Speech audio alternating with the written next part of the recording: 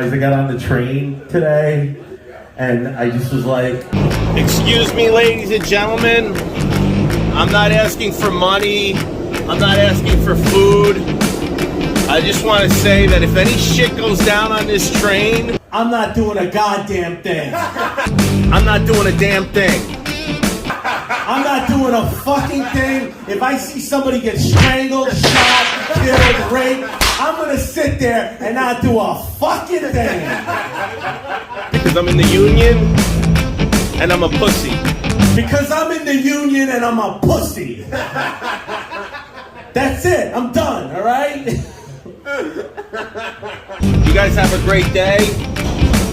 And, yeah, happy Monday. Please don't show up. What do you want? Oh, I gotta lose weight.